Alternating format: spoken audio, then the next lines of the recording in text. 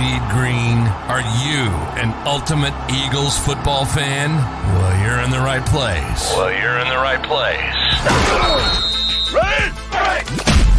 This is Birds 365, hosted by the new Mac and Mac, Jody McDonald and John McMullen. Here we go! Who collectively have covered and talked about more than 50 plus years of Eagles football. Kick off your day with Birds 365.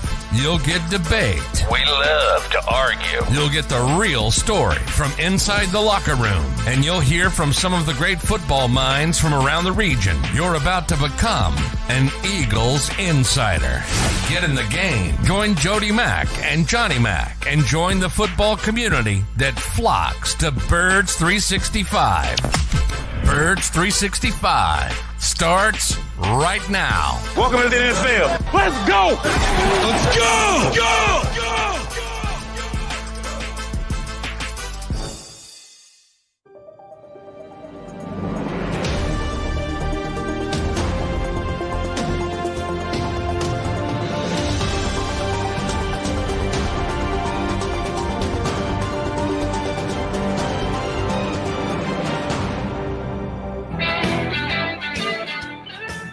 Top of the morning to you, Eagle fans. It's 2 days and counting till the NFL draft. We appreciate you streaming in. Here with us on Birds 365, John McMullen and Jody McDonald. Going to hang with you for the next two. We got two very good Eagles beat guys to join us today and lend some insight on what the Birds might be doing come Thursday night. Johnny Mac, you got out of here early yesterday. Go down and see Jalen Hurts. Thank the Eagles and everyone else in the entire world for his new contract and where he's at in life. I think you called him a robot yesterday. It was kind of robotic in a good way. I'm not knocking him, but he is just an on-point, buttoned up, tells you what you want to hear from a give the standard answer type category. He will be the Eagles quarterback for the next 6 years. Nobody doubts that. He'll be handsomely paid, but he did do a contract that could be helpful for the Eagles in the first couple of years of this deal. Yeah, we didn't get anything new overly enlightening out of Jalen Hurts yesterday, did we, Johnny Mac? Now, you got your T-shirt slogan, money is nice, championships are better, I believe. Paraphrasing, but that's exactly what you said. Yes. Yeah, I mean, it's kind of amazing what a lot of pomp and circumstance, obviously. Everybody got dressed up. Jeffrey Lurie speaks, so it's a big deal when Jeffrey shows up. His agent was there, his girlfriend was there. The Eagles had the big backdrop there. They had the helmets, so you could tell it was a little bit different, and it was a little bit of a bigger deal. I think it's interesting. We're going to have Mike Sielski on hour 2, and he wrote about Kobe Bryant. I always say he had that great book about Kobe. I always tell people, don't practice hero worship, because you're going to be disappointed in the end. Doesn't matter. Sports, politics, entertainment, these are all human beings. So my takeaway is just how comfortable everybody is with handing $250 million to Jalen Hurts. Like, nobody's concerned. It's amazing. He had the Gucci suit on, and don't get me wrong, that's one of his things, the wardrobe. And he's going to spend some money, and he's going to do some things, and he's going to have some fun. But why shouldn't he? I mean, he's earned it. But nobody's worried about him. And, I got my money, I can relax a little bit. And I think that speaks to Jalen Hurts more than anything else. But from the public perspective, yeah, you're right. He's always going to say the right thing. He's always going to do but to the Eagles thing, it's more important that they're not worried about him doing the right thing. And they're very confident in that. And yeah, Howie said it last week. Jeffrey said it yesterday. They're not even worried. Right. And along those lines, it is a little different than what you usually see when someone is made the highest paid player in the game. And that's what Jalen Hurts is. It's not a fringe category that we're elevating. No. Average annual value for your salary is about as direct as you can, because, you can get a guy who gets a 10-year contract, and that would elevate him above everybody. Yeah, but it's 10 years when everybody else is signing for 5. So what that he got the most money? Average annual value is a serious category. If you're the number one guy in the league getting that, you are being acknowledged and you're getting paid. He got there off one superior year. One. The second year as a starter, his first year was good. Did get the Eagles into playoffs, 9-8, went down, got their tail kicked in Tampa. He was about the 20th or 21st ranked quarterback in passer rating, John, in 2021. So to make that meteoric rise, and a lot of things have to line up, situations, contract due, everything else. But to make that kind of jump off 1 year, that's all it is, 1 year. A great year, MVP runner-up year, but it was still just one. And you're right, nobody is blanching at the fact that they're paying him the most in the National Football League off 1 year of greatness on the field. It's because he is the guy that he is, because he does his business the way he does his business, because he handles himself the way he handles himself, the quote-unquote intangibles. He checks every single box, not most of the boxes, every single box. And that's why nobody is sweating the fact that, all right, yeah, we made him the highest paid player in the game, because he does handle himself the way that he does. He just needs to keep doing it on the field the way he did it last year, and then absolutely nobody will cry. He goes back-to-back years like that, they'll start saying, well, maybe we should talk about an extension and add more years to it. Let's rip up those back years where the Eagles are going to count $85 million under the salary cap. Let's do it now, because we believe he's going to be great till 2042 or somewhere thereabouts.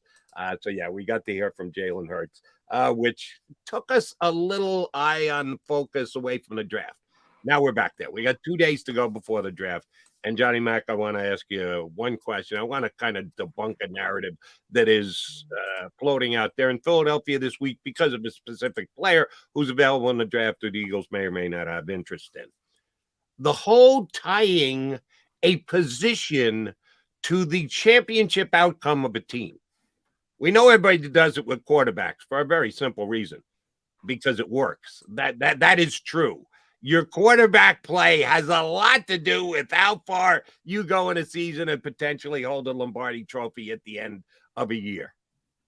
For me, there is no other position you can do that with, that you could say, you must have one of the best wide receivers, tight ends, centers, defensive tackle, defensive end, surely not linebacker. He's quarterback. If you don't have one of the top 10 wide receivers at the position, you have no chance of winning a championship. It doesn't work for any other position. It works for one quarterback. That's it. So the whole narrative of, you don't want Bijan Robinson, because even if he is a top 10 back, the best 10 backs never win the Super Bowl. Go back and look up the best 10 backs don't win the Super Bowl. You know what they said that about too, John? Wide receivers. You don't need a talented. Your quarterback lifts the wide receiver. You don't need a top 10 talented wide receiver. Until you did just a couple of years ago when Tyreek Hill was a top 10 wide receiver and the Chiefs won the championship. Well, shoot, when Brady went into Tampa, he had both Godwin and Evans. You could make an argument that they were both top 10 wide receivers. You add Tom Brady to the mix. Guess what? All of a sudden you win a championship. The Rams, Cooper Kupp has one of the best wide receiver years in the history of the National Football League. And what happens? The Rams win a championship. So this whole, you can't take Bijan Robinson because it's a waste of money immediately. You don't need a wide. If you have a top 10 wide receiver, it'll actually be a deterrent to winning a Super Bowl. How do we not know that running backs don't become what wide receivers were over the last 5 years? That a top player could be at that position and you win a championship. I think that narrative is, in a phrase, bullshit. I'm with you about every position. Could be, all-ball linebacker. Well, as I said, the Eagles' blind spot. You bring up Tampa Bay. How about Devin White in those playoffs? As a whole, he's been a disappointment. So when people said, go trade for Devin White, I'm like, no. But for those 3 games, go look at it. That guy was unstinking believable. for that 3-game stretch. And even if you go to the most high profile position, Jody, we've seen backup quarterbacks win Super Bowls. Not only Nick Foles, but backup quarterbacks in the past win Super Bowls. It drives me insane when anybody says anybody. You know, I always go, Matthew Stafford can't win a Super Bowl. Well, yeah, he can. Now you know it. But yeah, he always could. He was always in fact, he's a really good player, but he was stuck in a bad team, bad organization, bad supporting cast, bad everything. What quarterbacks do, the better quarterbacks, is, and you've heard me say this a million times, they increase your margin of error. There's a million different ways to win a Super Bowl. You know, if you have an average quarterback, everything's got to be buttoned up around him. Everything's got to be perfect, but you can win. But the margin of error is way smaller than if you have a truly, truly superstar quarterback. Same thing with other positions. You could win with a great deep. The Giants won 2 Super Bowls, and everybody can talk about the helmet catch and this and that. They won 2 Super Bowls because of their defensive front going nuts in not only the Super Bowl, but in the run up to the Super Bowl, both times. There's a million different ways you can win Super Bowls. But yeah, it drives me crazy. You can't do this. You don't need this. You don't need that. What you need is a really good team. And you need, by the way, a little bit of luck along the way. Sure. As I will say, you can ask you can ask every single one of us that have been here for 2017 and covered that team and covered the team last year. I've yet to find anybody who says the 2017 team was better than last year's team. But the 2017 team won. Last year's team didn't win. Came up just short.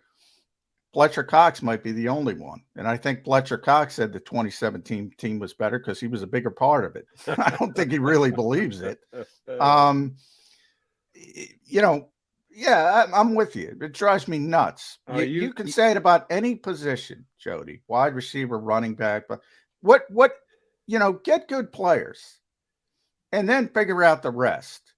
Andy always said, there's certain things are more about, as I said, it starts with quarterback and again, I'm paraphrasing.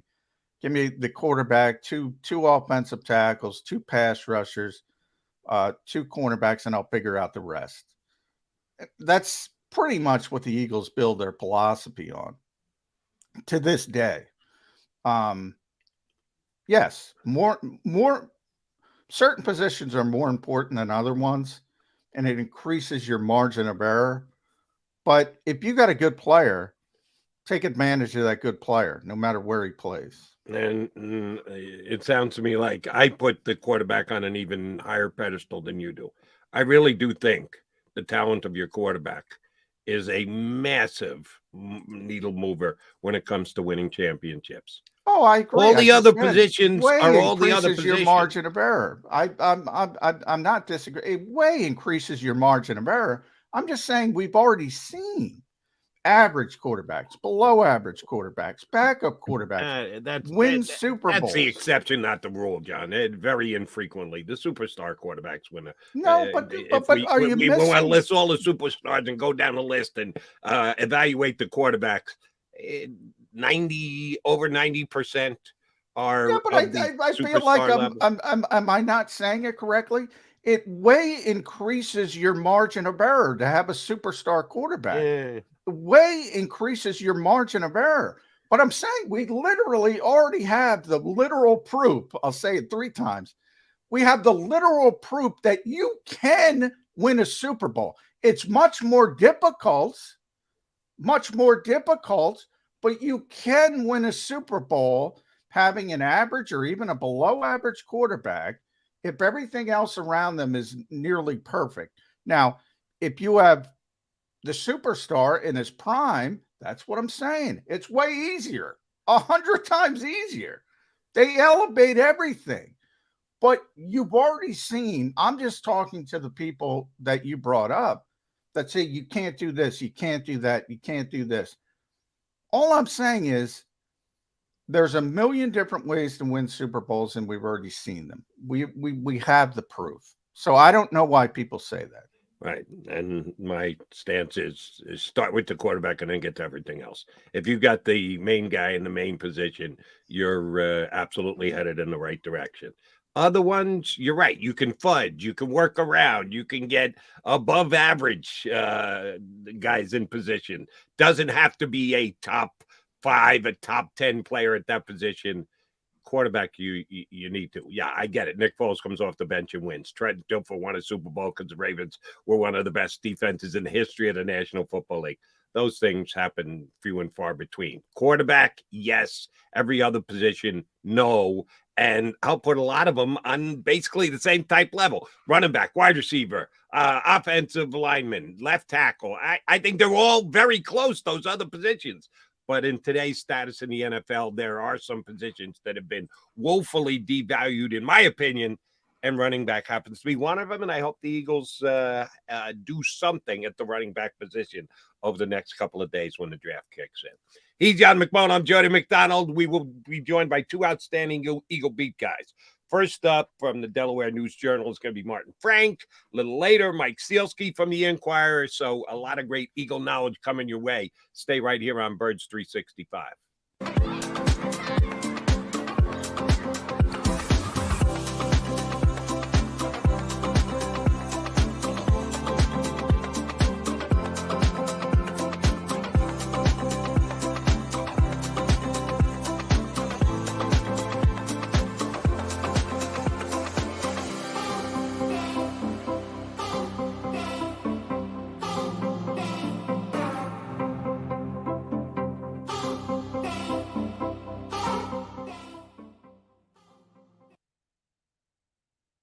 Heading down the shore, have a ball once more.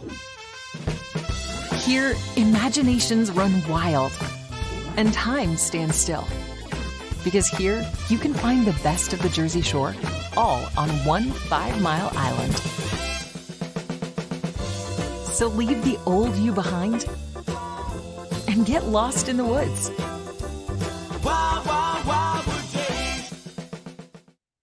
Imagine for a moment that you went to work today and when you came home, you were catastrophically injured. Your life and your family's life. That's what happened to union construction worker Mike Little. I was scared of what the end was going to be, but to be 100% honest with you, I knew I was going to be all right just by talking with Brian. In my heart, I just knew everything was going to be all right. Call the firm and find out why they say, "We got this." Call 215-458-2222.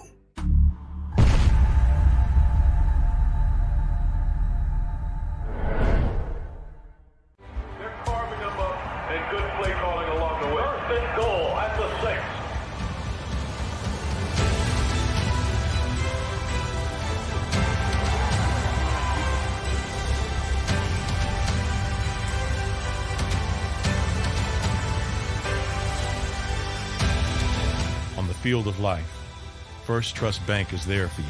Champions on 3. 1, 2, 3. Because Philadelphia dreams deserve a Philadelphia bank. Go to get your game on. Go for the beers. Go for the cheers.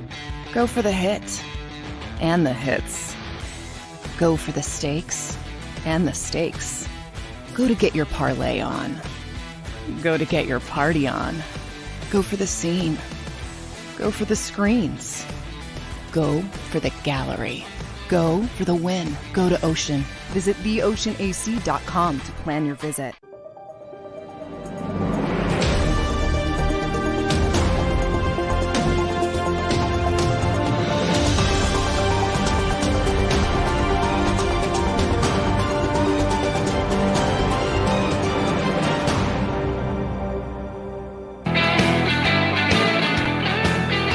You got Mag and Mac here on Birds 365 as we count down to the draft just 2 days away.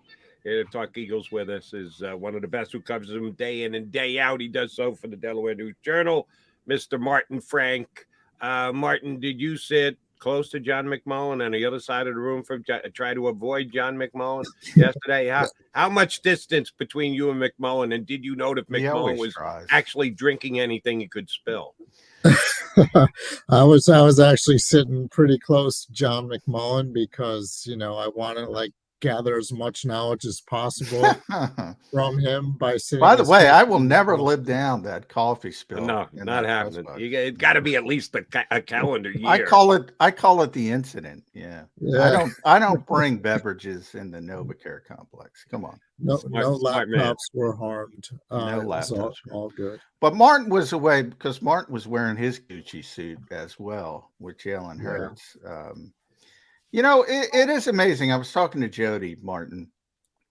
Like nobody, what's most impressive to me about the whole Jalen Hurts and the contract, he was going to be, his usual self.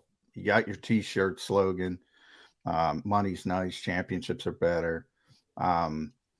Nobody's concerned about giving this guy $250 million.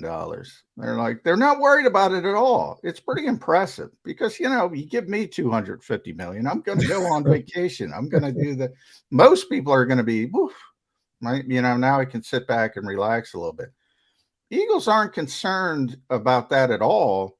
And neither am I. The guy's going to keep going and keep going and keep going. It's pretty impressive. Yeah, and I loved his answer. He was asked yesterday, so what were you doing when you found out about the contract? And he was like, yeah, I was working out, just doing what I always do. And I don't think anyone was surprised by that answer. And the really amazing thing about his contract is, it's a 5-year extension. By the time it's over, he's only going to be 30 years old. I mean, and for a quarterback, that's like your prime. So, the $255 million or whatever it is, I mean, by the time he's, assumingly by the time he gets his next contract, maybe it'll be double that. Who knows? At the rate salaries are rising and the salary cap is going up and everything like that. So, we could be looking back at this he signed for $50 million a year, but it's going to look really good in a couple of years, maybe in a couple months if Cincinnati can figure it out and actually scrape together the money to pay Joe Burrow. All right, so let me play wet blanket since Martin went there about his next contract at age 30. To get the most money you possibly can, to get the best deal you possibly can, you want to get onto the free agent market. You want to be able to get other teams bidding against each other to get your dollars up. Well, the Eagles have a big plan in place that 4 years from now, they're going to get Jalen Hurts signed to a contract extension. Because if they don't, the way the contract was structured, I'll try and be delicate with this. The Eagles would be fucked if they actually had to take an $85 million cap in a year with Jalen Hurts as their quarterback. If you think he's getting ready to get to his next contract, what if he tells the Eagles, I don't want to talk about a contract. Let's play this contract out and see where it goes, and then I'll test the open market. And I'm not saying I won't come back to Philadelphia. Sure, he said yesterday he's planning on being here a long time. He loves Philadelphia. But if he wants to really take it to the next level of an age 30 quarterback going out onto the open market, the Eagles can't have that with the way they structured the contract. What the hell are they going to do, Martin? Yeah, well, I mean, it's Jalen Hurts. I mean, it's not like some guy who's gone out there and say, hey, I want the biggest contract. I want the most money. I mean, I don't think anybody feels that Jalen Hurts would do something like that. I mean, and be honest with you, I mean, when you already are getting $255 million, how much more do you need? Do you need to be, getting something then let me ask you a question. Why did you bring up the fact that he's got another contract in him coming up at age 30? If it's a foregone conclusion that the Eagles are just going to extend him, then what's the big deal about getting a 30? Yeah, I mean, that's the thing. He's only going to be 30 years old and he's going to be in his prime. And if, he lives up to this contract, which, if you judge it by Jalen Hurts terms, it's, championships, a couple maybe by then. Why not? I mean, if Howie Roseman's still in charge, if let's say Julian Lurie is taking over for his father. Yeah, Julian was there, by the way. How about that? He was. Oh, he got a shout out from Jalen, didn't he? Yeah. Didn't He's Jalen smart. shout out Julian? Jalen is savvy, man. Yeah, yeah, he is. Yeah. Yeah. So, I mean, it's all in place. Like if Jalen Hurts really wants to spend his entire career with the Eagles, like he said yesterday, like he couldn't have been any other place to A, get this contract, and B, be as successful as he is, then yeah, I mean, it makes sense that they would figure out a way to get him an extension. It wouldn't be like acrimonious like you're seeing in Baltimore with Lamar Jackson and everything like that. I mean, it seems like if everything goes according to plan, all this stuff will fall into place naturally. By the way, Martin, the Eagles fans help out in this way as well. At the very end, our buddy Rob Kessner gets the Philadelphia quote. Jalen joked, part jokingly, but part real. He's like, I can't go out around here anyway. He can't go anywhere because he gets mobbed and so I think they help. Even if he wanted to do something, he can't go anywhere in the Delaware Valley. Because he's turned into such a superstar. It really is an amazing story. But, all the pomp and circumstances is over, and the draft is coming up. And that's the more important part because the Eagles came up just short. I keep going back to that sort of postseason press conference where Howie looked a little depressed to me. And I think he was depressed because he knew, man, this was a great opportunity. And he knew he was going to lose a bunch of players, and he did. And it was going to be tougher to rebuild this team, even though they got a great sort of structured deal with Jalen Hurts. It's more difficult, and you got to hit on draft picks. And they have 2, and it starts at number 10. Trade up, trade down. Bijan in the conversation. I need to hear where Martin Frank is. 2 days out. Yes, I would say yes to all that. Trade up, like let's say if Jalen Carter is the guy they really want, and he's like still there at number 7. Yeah, trade up with the Raiders and get him. Or if Bijan is the guy and maybe you think you can get him at 13 or 14, then trade back.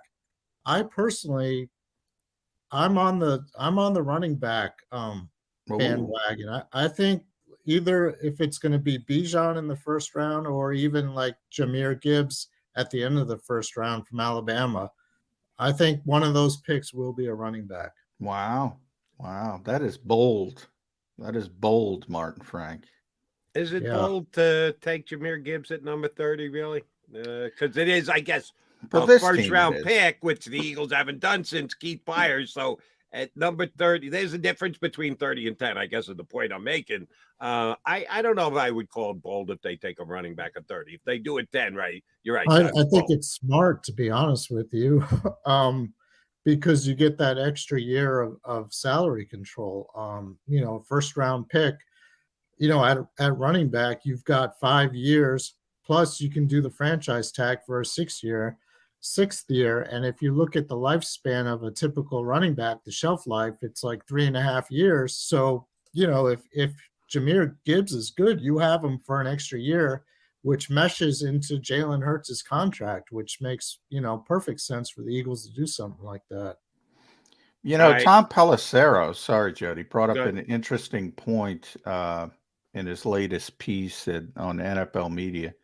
Most teams have at most 20 first-round grades, so you're probably going to see some crazy picks from, some names you don't expect to see between, say, 21 and 32.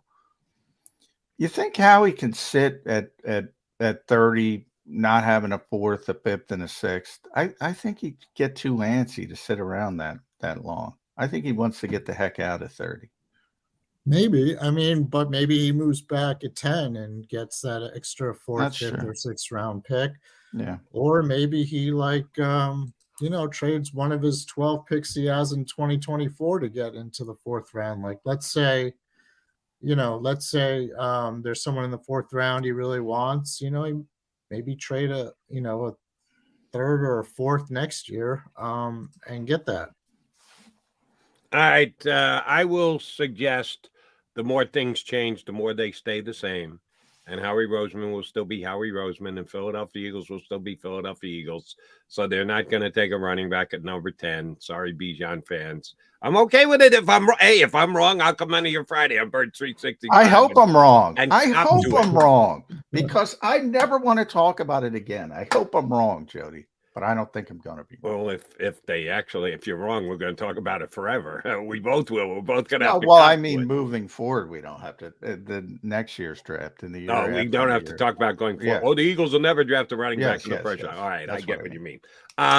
But I don't think they're going to take the running back. So, Martin Frank, if the usual suspects, the guys who are being mocked, 4 quarterbacks, Anderson, Carter, one of the cornerbacks, all come off the board, that's 8 out of the 10 picks. So let's say the Eagles have their choice of the 2 offensive linemen and top 2 offensive linemen in this draft, Skoronski or Paris Johnson. Let's say they have their choice of 3 edge pass rushers, Smith from Georgia, Van Lucas, and Miles Murphy.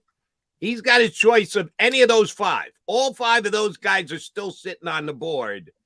Is he going O-line or D-line? And if so, which of the top guys at that position is Howie Roseman going to select?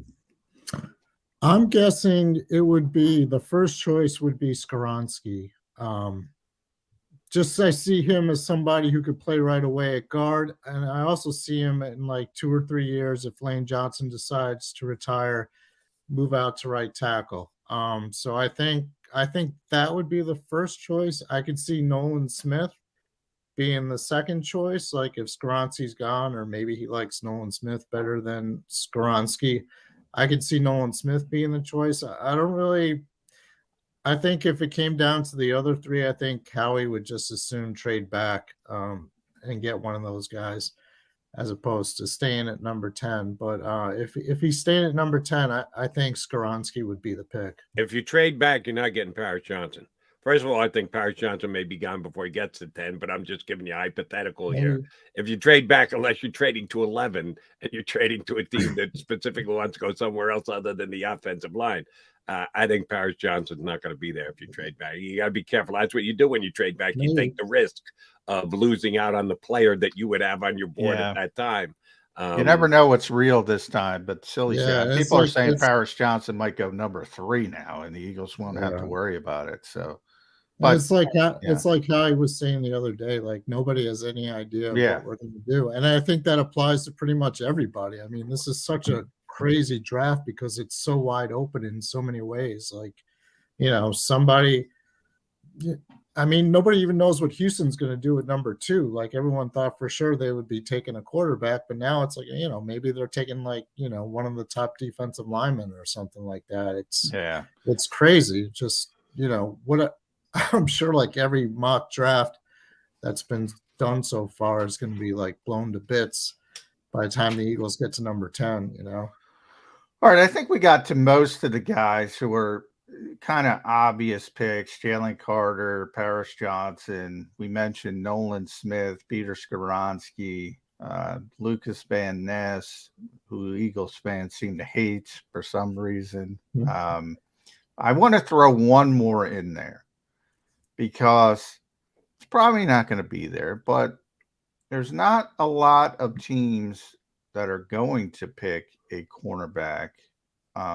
So if they like Witherspoon more than Christian Gonzalez, you never know. He might fall to 10. On the surface, the Eagles don't need a corner right now. They have Darius Slay, but Slay's 32. We saw the contract acrimony. Bradbury's going to turn 30. Christian Gonzalez, if he falls to 10, he's not going to play right away. That'd be pretty bold for Howie to go that way as well. What do you think of that scenario?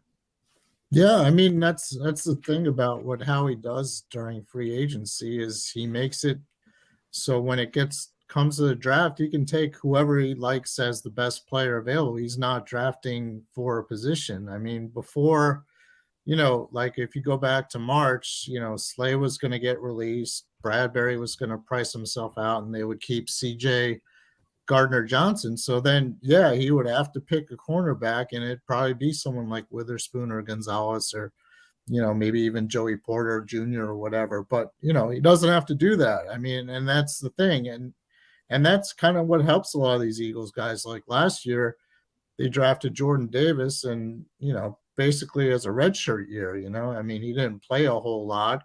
He was able to learn from guys like Fletch and Javon Hargrave, and then later with Sue and Linval Joseph. So, I mean, it's an ideal situation if you're a rookie and you want to learn how to play in the NFL, on a team with a good culture and stuff. You sit out maybe a lot of your first year and then you get a chance. I mean, we'll see how that works out this year, because obviously Jordan Davis and Nakobe Dean and probably even Cam Jurgens are going to play, be counted on quite heavily. So, if you're a guy like that, I mean, yeah, you could definitely draft a cornerback in the first round. It wouldn't surprise me at all. I mean, I would think they might even do it.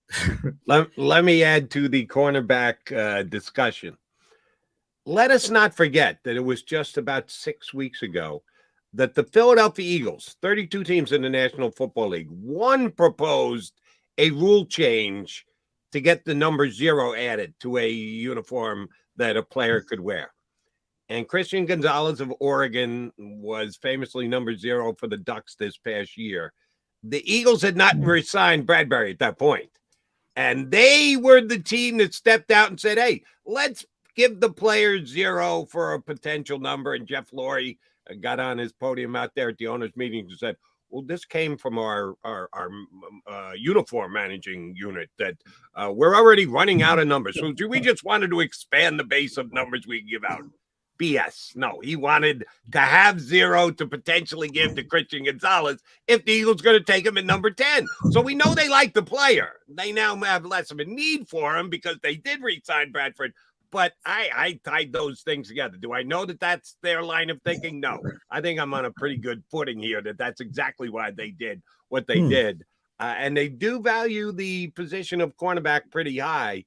I still think there's a chance that they take Gonzalez. If the specific pass rusher they want is gone, if the specific offensive lineman they want is gone, the higher rated those two positions, it would not shock me if they call Gonzalez the name out. Yeah, I mean, it's very possible. I just keep going back to what Howie said last week, where he wants a unique player, quote, unique player. And, that's kind of why I'm on the Bijan Robinson trail, because I think he is that unique player. I'm not sure if one of the cornerbacks are like that. I mean, maybe I'm wrong, and maybe Howie's blowing smoke like he usually does at this time of year, like everybody else is and everything. But if you got the number 10 pick and you've identified someone who's a unique player, it might even be Jalen Carter. I mean, he would have been, obviously. So maybe if he's the guy, you trade up and get him. If it's Bijan Robinson, he's the guy. I'm not sure if any. I mean, I think the cornerbacks are good. Gonzalez for sure, Witherspoon for sure. But are they unique? I don't know. Everybody hung on to that unique thing, Martin. Yeah. They hung on to it like a life raft. And so I went to thesaurus.com and I was looking for Bijan Robinson as a synonym for unique. But he wasn't there. I mean, what? Didn't have his picture, John? Yeah. Look. People think I don't like Bijan Robinson as a prospect. He's clearly, we've asked a bunch of scouts on this show. He's clearly one of the few blue chip players in this draft. Mm-hmm. But I mean, I don't think he's unique. I think he's a running back, a really good running back. I think he's a better pass receiver than most running backs. I think he's a better pass protector than most running backs, certainly that run the football as well as him. And obviously he can run the football. But I don't see that uniqueness like Christian McCaffrey back when the Eagles were considering taking him. Mm-hmm. That's unique. That guy's unique. Yeah, I give you that. I don't see that with Bijan Robinson, but maybe it's me. I see it like this too. You know, go back to the owners' meetings, and Jeffrey Lurie was saying offenses dominate in the NFL. So if that's the case, and you're the Eagles, you've already got a great offense, and you've already got a great quarterback who's a +1 type of guy, who defenses can't really account for. So if that's the case, I mean, why not get the best running back?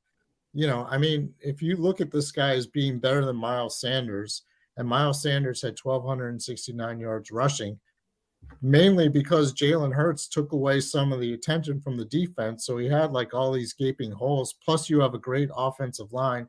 Plus, you have 3 great receivers in A.J. Brown, Devontae Smith, and tight end Dallas Goedert. I mean, why not get a guy who would complete the package, so to speak? This guy would just make the Eagles offense practically unstoppable. And that's how you win Super Bowls. I mean, the Kansas City Chiefs didn't win the Super Bowl because their defense shut down the Eagles.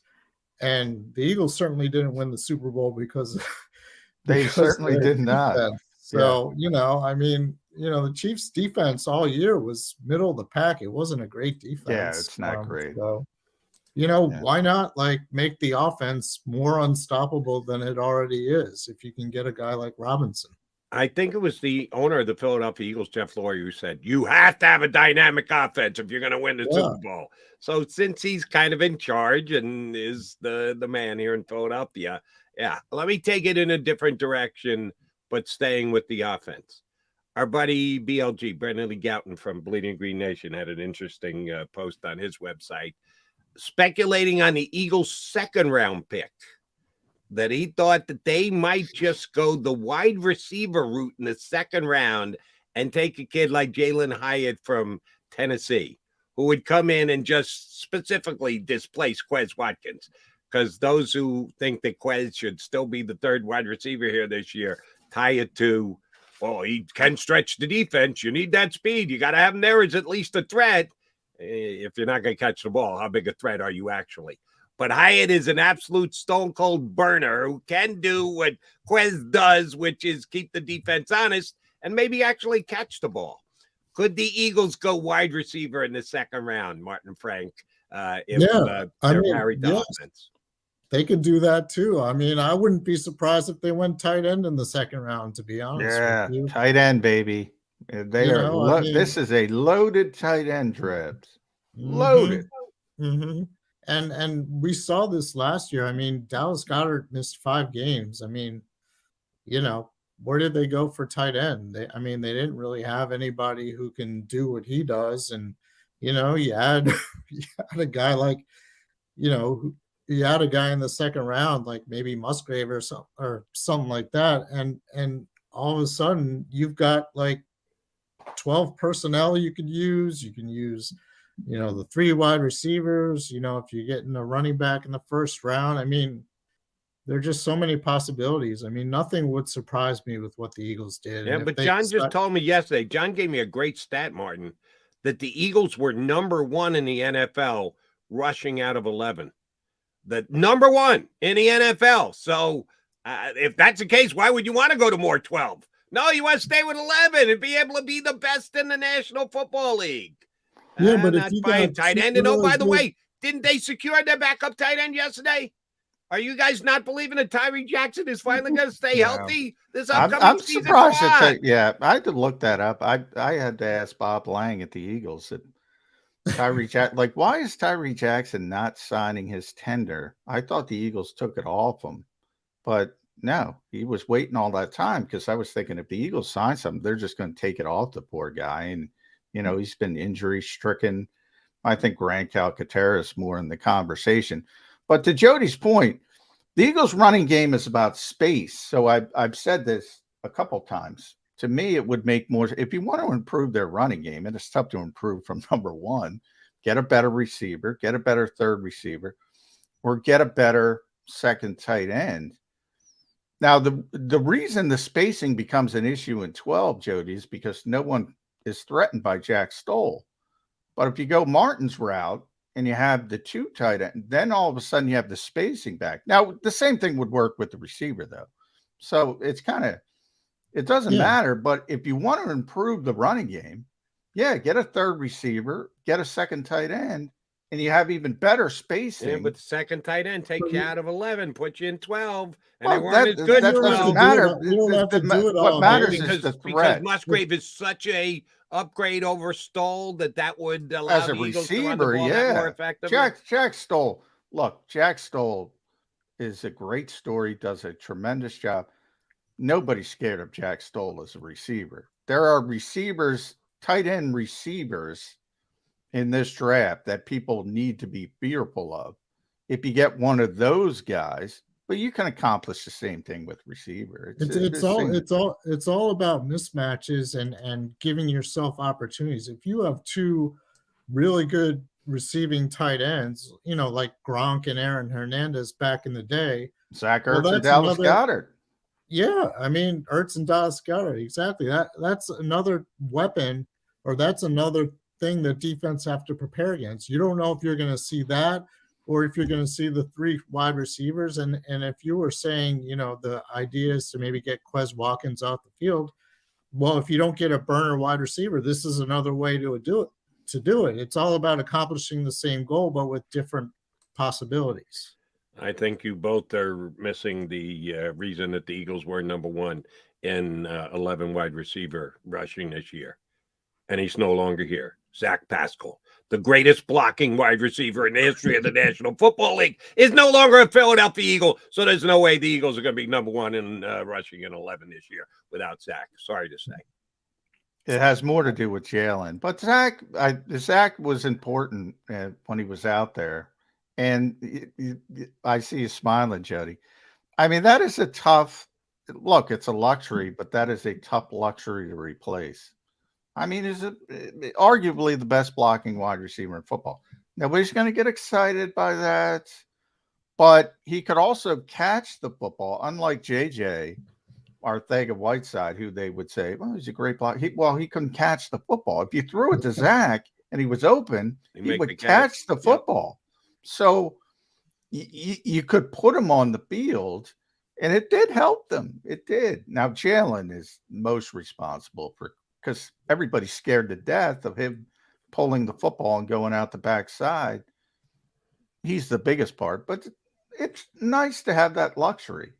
And they're not going to have that luxury. Just another little thing that the Eagles got to go about things a little bit differently. Mm-hmm. Yeah, absolutely. Zach Pascal, I mean, another place they're going to miss him is on special teams. I mean, the guy was tremendous on the special teams unit too. So, but as we know, they don't really care a whole lot about special teams. No, so, except they gave Michael Clay a contract extension. So, right, exactly. Don't know how or why that came down, but that's exactly what happened. All right, Martin. Is the NFC now more easy to win for the Philadelphia Eagles? They certainly did last year. Going to try and do it again this year because Aaron Rodgers is now in the AFC. Have you taken the Packers off the board as a legitimate competition for the Eagles in the NFC in 2023? I have taken the Packers off the board. I think they're going to take a step back. I mean, they're not going to be awful or anything like that, but, it's time to see what, it's kind of like the Aaron Rodgers thing when Brett Favre was there. He had to sit for 3 years, just like Jordan Love has had to sit for 3 years, and now we'll see how good he is. But hey, history of past is prologue. Martin, Jordan Love's going to be a Hall of Fame quarterback, and Jody knows who his quarterback's going to be in 2038. Right. That's more of a possibility that Jordan Love will be the Jets starting quarterback in 2035 than Jordan Love is going to the Hall of Fame. The Packers are not rolling into 3 straight Hall of Fame quarterbacks back to back to back. I'd bet good money against that. Yeah, I mean, well, Aaron Rodgers was 6-10 his first year as a starter too, so it wasn't like the Packers were all of a sudden like back in the Super Bowl. Did he go 6-10 his first year? Yeah, his first year, yes. Damn. The second year they were, and then they took off. Yeah, a lot of guys. I mean, Peyton Manning was awful his first year, then took off. Troy Aikman, 1-15, I think the Cowboys were. Yeah. Yeah, and obviously took off. So yeah, it usually the startup costs. My buddy Jim Schwartz, baby, startup cost. Even with the greats, you tend to go through that. And we have one of the greats at M Frank NFL, Martin Frank. Follow him on Twitter. You can read him at DelawareOnline.com. Does a tremendous job. I will end this here with you, Martin, my last one. Since we went down the Aaron Rodgers route, boy, there's a disparity between AFC quarterbacks and NFC quarterbacks. It's amazing. Who was the second best quarterback in the NFC? Because 12 months ago, if I would have said to you, Jalen Hurts is the best quarterback in the NFC, it's not even a debate. That's amazing enough. Yeah. But who's number two? God, that's a tough one. I mean, I know. Is it Justin Fields? But I mean, he's not the most accurate guy. Well, that's I mean, projection. Jody and I both like the skill of the player, but I mean, that is a massive projection. I don't like his situation. He's got a defensive head coach, a bad offensive coordinator. I don't like his situation. I got Dak Prescott still. Yeah, maybe. Yeah. Dak is, I mean, he's proven. He's, to some extent anyway. I mean, Brock Purdy could have been in the conversation. There you go. The second best quarterback in the NFC is the much disrespected Brock Purdy. Well, he's not going to be. I'll say this for all that, and Jody's the biggest Brock Purdy fan in the world, except for, I don't know, Brock's married, Mrs. Purdy, his girlfriend, but he's got a torn UCL. We're not even going to see him. Have you not been hearing reports, John? Looks like he'll be ready for opening day next year. Is coming along great. Kind of like Bryce Harper was going to be out till the All-Star game, except he may play next week. It's friggin' April, not mid-July like they originally predicted he'd be coming back from. Yesterday, they were reporting that Purdy is already making strides in his rehab and could be their opening day. I'm looking at my phone. That's amazing. Like, they traded up to number 3 to get Trey Lance. Hey! They didn't trade up, but the New York Jets took a quarterback at number 2 in that draft, and they've already buried his butt on the bench behind Aaron Rodgers. So good on the Jets. That's one thing. I don't know if Rodgers is going to work for the Jets. Yeah, I love the guy, but he's 40 years old, and he did take a step backwards last year. This is what I'm actually more excited about the Jets. They admitted their mistakes. There are teams in the National Football League that refuse to do that. They make a pick. They stand by it. They go to the well. They just continue to lose. The Jets said, we blanked up. We're not doing this again. We're going to go get ourselves a quarterback. And I think San Francisco's doing the same thing. They watched Brock Purdy go undefeated and go, we're going to sit this guy on the bench just because we traded up for Trey Lance? No. Brock Purdy's our starting quarterback. Yeah, it's amazing. It's awesome. I don't blame the 49ers for doing that either, but I looked at my phone. It is April 25th. If he's on the field for week 1, I'll be here. I will say I'm wrong, but I don't know about the history. I know about pitchers. I don't know about Bryce Harper. Bryce Harper is going to be a DH anyway. He doesn't have to throw. Yeah, exactly. I mean, it takes these guys a full year, often longer than that, to come back from a torn ACL. Now, maybe I'm not a doctor. Maybe there's been advancements. Maybe there's a new surgery. Maybe it's quicker. But I don't care what the 49ers say on April 25th. That guy's not going to be on the field week 1 with a torn UCL. We shall see. All I'm telling you is what was reported yesterday. There's a good chance he'll be ready for the first week of the season. We shall see. And speaking of Brock Purdy, I'll ask you this for my last question, Martin Frank. What do you get for an S2 score?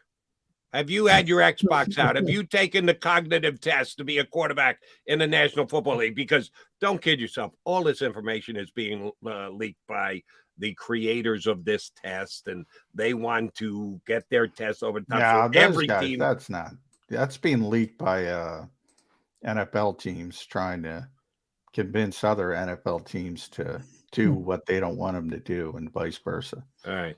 You and I will disagree on that. I think it's coming directly from the creators of the test because they wanted to become the standard bearer of how you judge intelligence for quarterbacks in the National Football. It just so happens that Brock Purdy's number gets out. If Brock Purdy never got off the bench from the 49ers, do you think we know what Brock Purdy's number is? I don't think so. Who benefits from everybody knowing that Brock Purdy had the Well, those are some savvy Vanderbilt neuroscientists. Exactly. Because and they're doing a great job of leaking the information that makes them look good. I don't believe the bandy neuroscientists are doing their own PR leaking. I just don't believe that. I do. Yeah. Martin Frank, what kind of score did you get? Were you up in the 90s? Were you down at 18 with C.J. Stroud? I'm guessing somewhere in the middle, but which of the two ends were you close? 11 billion was my score, Martin. Yeah, I don't know. I would probably be like middle of the pack. You a gamer? No, I'm not a gamer. Yeah, all right. Good. You're not getting Martin, up in the 90s. Martin's got work to do. He's got a life. Yeah. He's not playing video games. How telltale can a test be that you take with an Xbox? That you take the test with a joystick in your hand. I got a joystick for him. Boy. I'm sorry, I do not buy into this stuff. Martin, good stuff. Crazy. Appreciate, as always, you're coming on. Do yourself a favor. Don't sit close to McMullen for draft night. Put a little He's distance, got to. but- His Yeah, cubicle's we're next right to next mine. to each other. I can't get away from them. Poor Martin. Poor Martin. Wear easily cleanable pants. Martin, always a pleasure, bud. Thank you much for coming on. All right. Thanks for having me. Always That a is pleasure. Martin Frank from the Delaware News Journal here with us on Birds 365. All right, Johnny Mac coming back. Mike Sielski, Inquirer, is going to join us in about 20 minutes. We'll continue to talk Eagles draft with you here on Birds 365.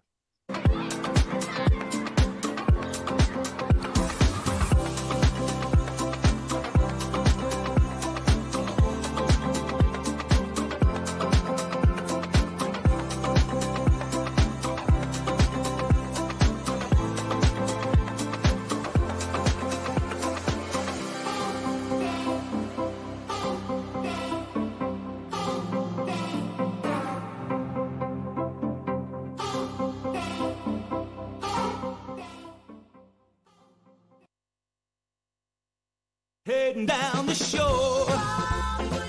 Have a ball once more. Here, imaginations run wild and time stands still. Because here, you can find the best of the Jersey Shore, all on one 5-mile island. So leave the old you behind and get lost in the woods. Wild, wild, wild wood days. Imagine for a moment that you went to work today and when you came home, you were catastrophically injured. Your life and your family's life. That's what happened to union construction worker Mike Little. I was scared of what the end was going to be, but to be 100% honest with you, I knew I was going to be all right just by talking with Brian. In my heart, I just knew everything was going to be all right. Call the firm and find out why they say, "We got this." Call 215-458-2222.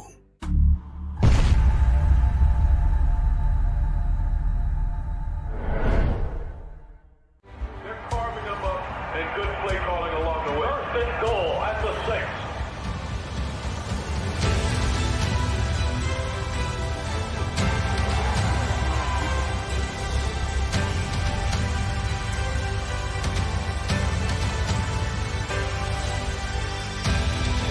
On the field of life, First Trust Bank is there for you Champions on 3. 1, 2, 3. because Philadelphia dreams deserve a Philadelphia bank.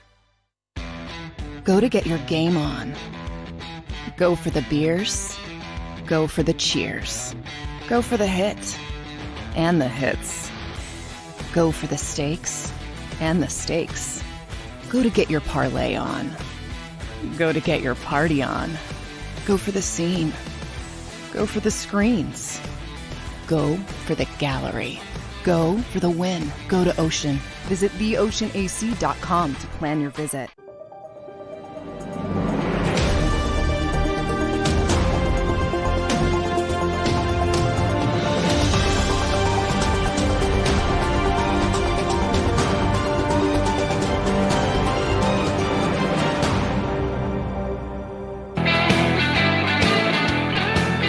You got your Mac and Mac guys, McDonald and McMullen, hanging with you here for hour number 2 on Birds 365 as we get within 2 days of the NFL draft. Mike Sielski, Inquirer, is going to join us in less than 15. I got a question for you, Johnny Mac. Again, second day in a row, I'm going to make reference to one of the streamers here on our Birds 365 show. From Nathan Hoffman. Sounds like Jody needs to get down to Nashville and strap on some VR goggles himself. Yes, because I said before we went to break that I'm not a gamer, never been a gamer. The fact that we're going to judge how cognitive a quarterback coming out of college going to the NFL based on basically a game that's played like Xbox, I don't quite understand why the NFL would go there. But what does Nashville have to do with gaming? It's where Vanderbilt is. Oh, that's what it is. See, that's why I asked the question. Thank you, John, for check. Oh, so the only place that they do actual gaming is where the Vanderbilt guys are hanging out. That's No, it. they created the S2 cognitive test. It was a couple of bandy neuroscientists. So that's what he is alluding referring to. Okay. Yeah, but I think. By the way, I did not apply to Vanderbilt, but I'm guessing if I had, I wouldn't have gotten in. So very good school. I'm not going to Nashville anytime soon. If I go to Nashville, it's for the country music. Yeah, very good school. Not as good in the SEC, but the SEC is kind of tough. Yeah, I mean, I don't think NFL teams are making decisions on this test. Same as the Wonder Lake back then. People in my industry just needed something to leak, and they stopped using the Wonder Licks, and now they have this. So they're leaking this stuff, and it comes from teams and trying to manipulate things the best they can. So we'll see. No, I don't believe anybody is dropping CJ Stroud because of this test. If they don't like CJ Stroud, it's for other reasons. But people try to manipulate every little advantage they can potentially manipulate in this time. This is why we call it the silly season. Understood, but. And it only takes one, since it's only one team on the clock at a time. If someone doesn't like a player as much as some people are projecting or predicting they like a player, a guy can get passed over and get dropped.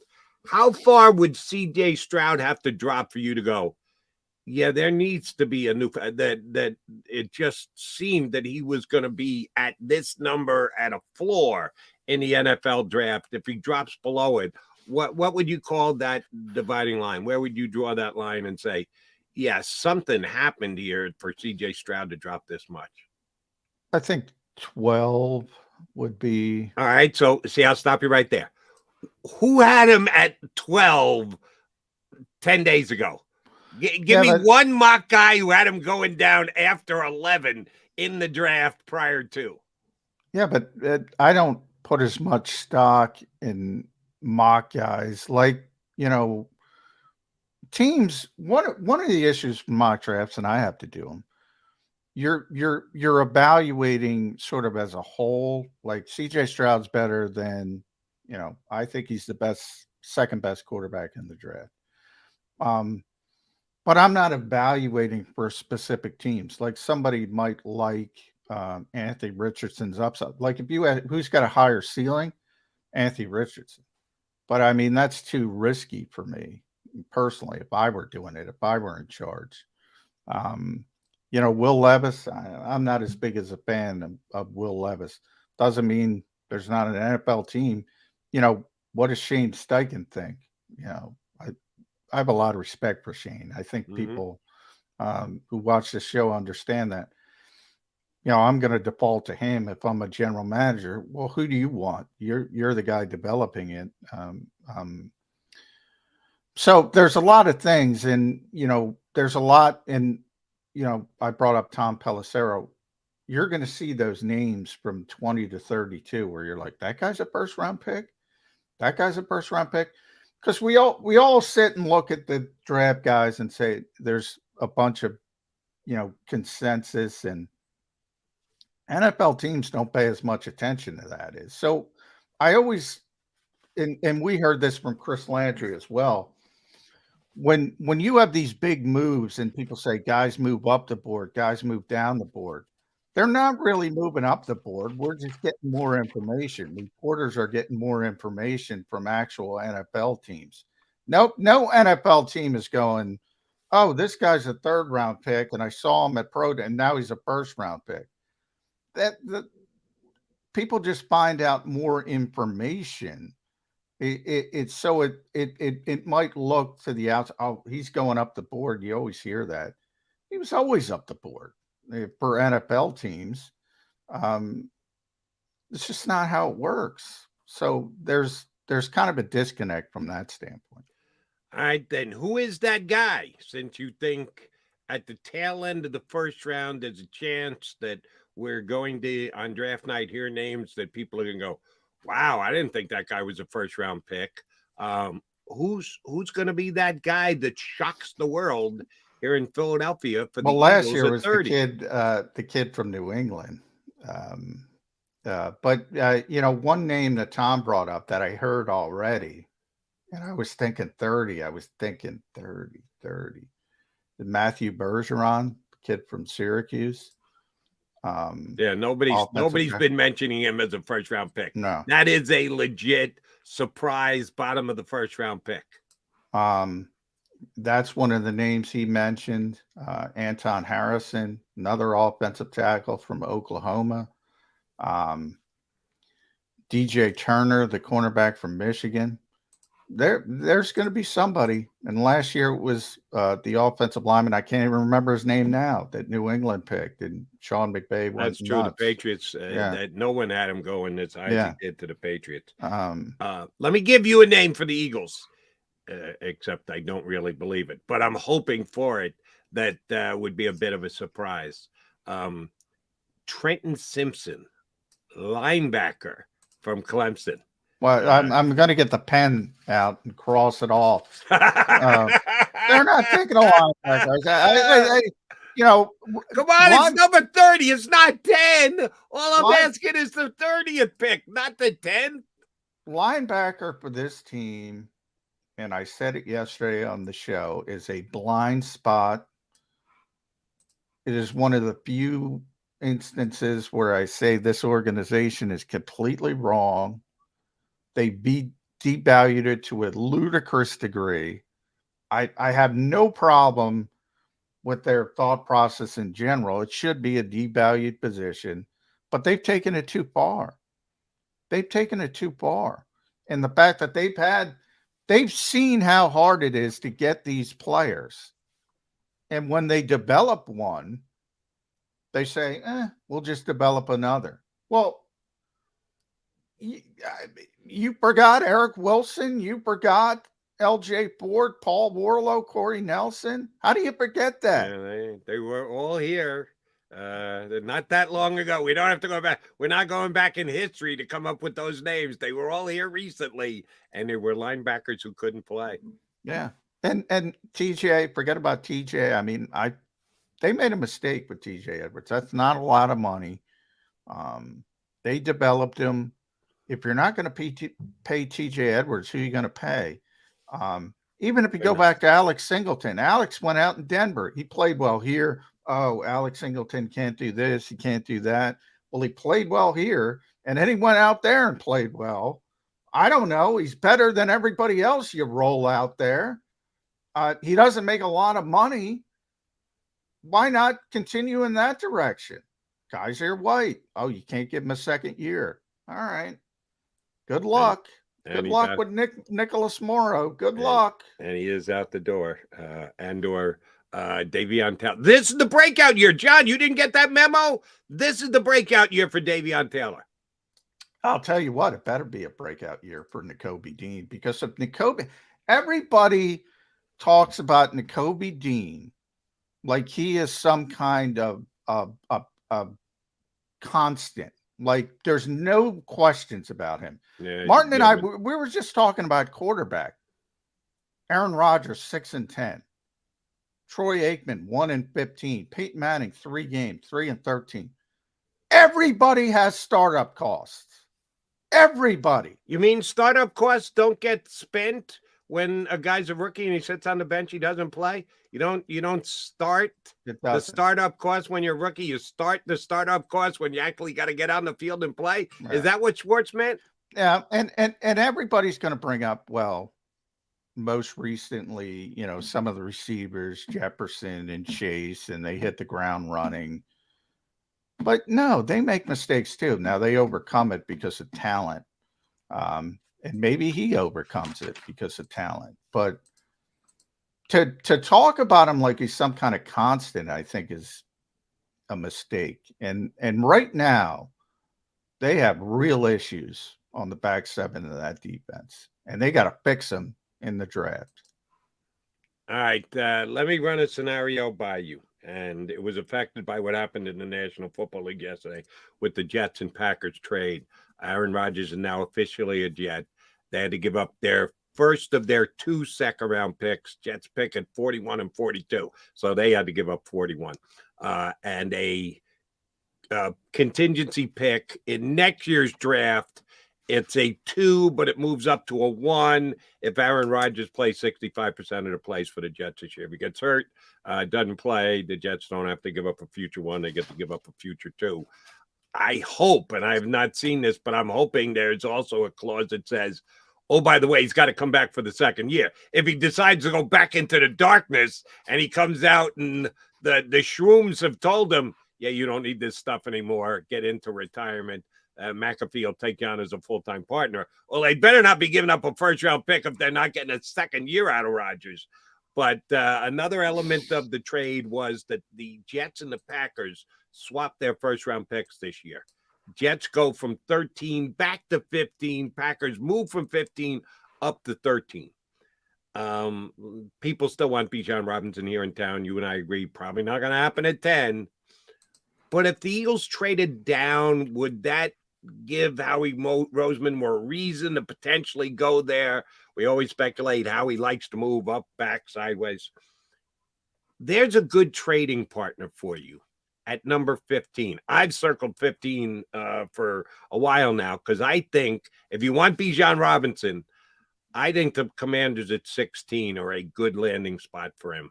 New offensive coordinator, Eric Bieniemy in Washington. They give him a workhorse back.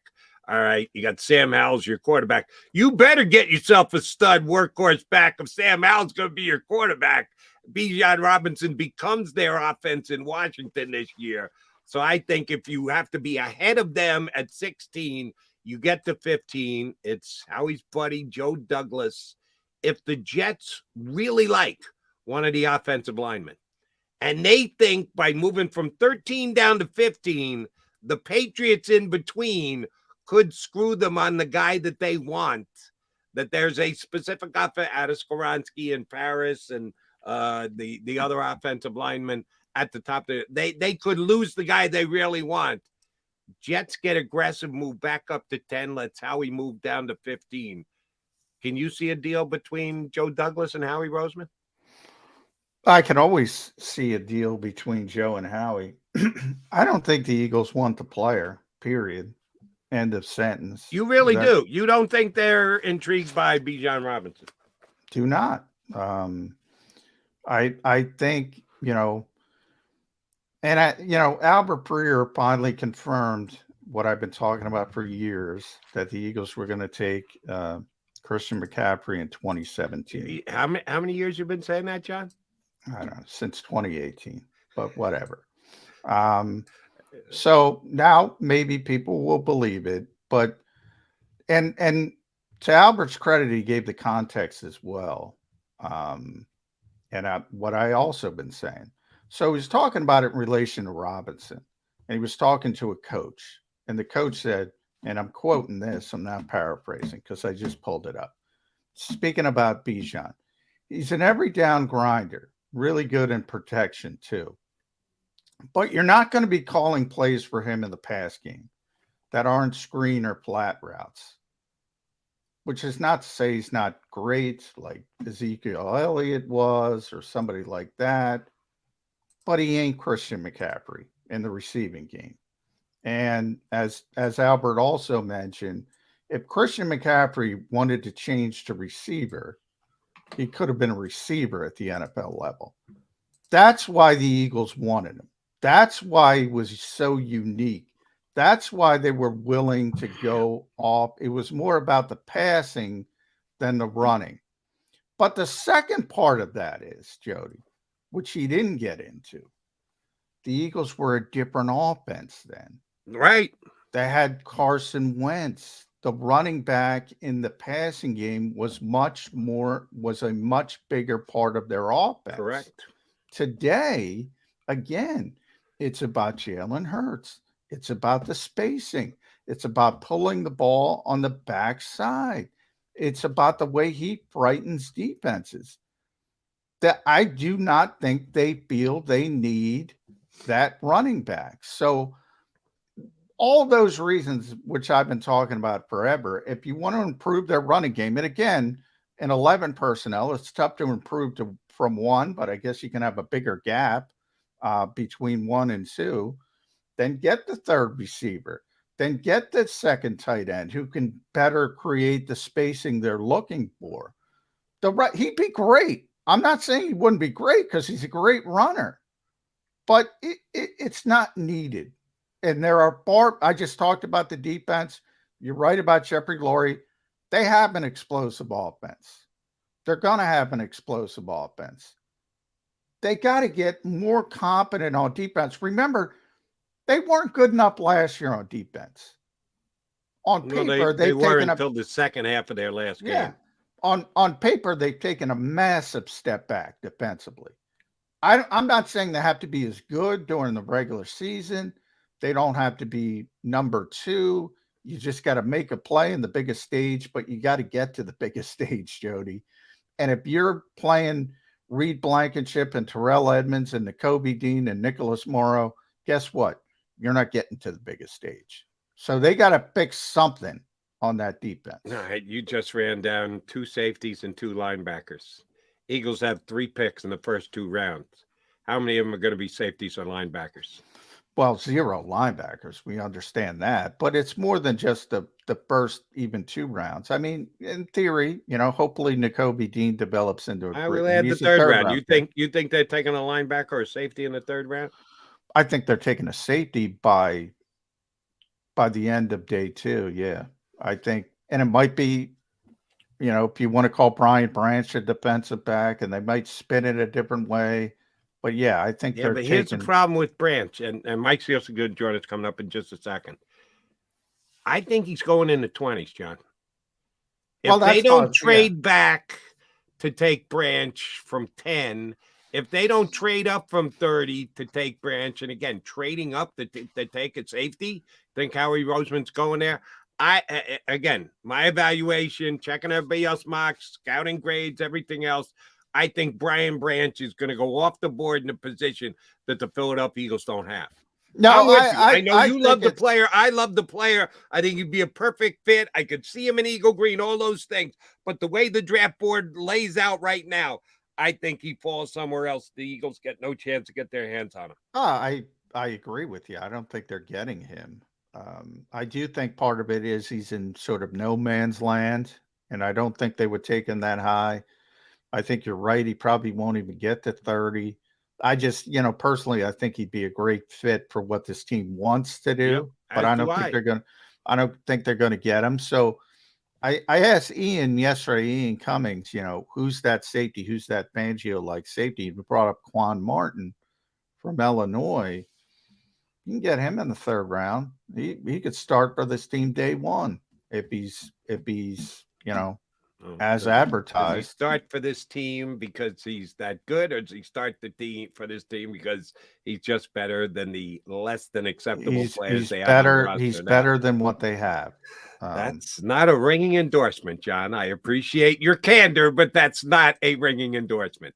All right, he's John McMullen. I'm Johnny McDonald. We're going to be lucky enough to talk to Mike Sielski, lead columnist for the Philadelphia Inquirer. He joins us next here on Birds 365.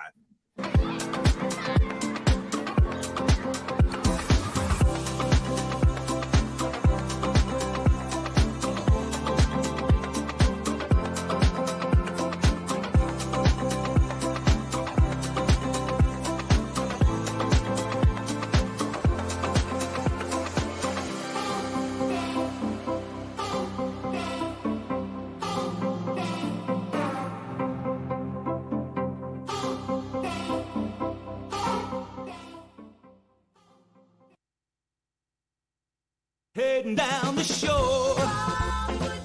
Have a ball once more. Here, imaginations run wild and time stands still. Because here, you can find the best of the Jersey Shore, all on one 5-mile island. So leave the old you behind and get lost in the woods. Wild, wild, wildwood days. Imagine for a moment that you went to work today and when you came home, you were catastrophically injured. Your life and your family's life. That's what happened to union construction worker Mike Little. I was scared of what the end was going to be, but to be 100% honest with you, I knew I was going to be all right just by talking with Brian. In my heart, I just knew everything was going to be all right. Call the firm and find out why they say, "We got this." Call 215-458-2222.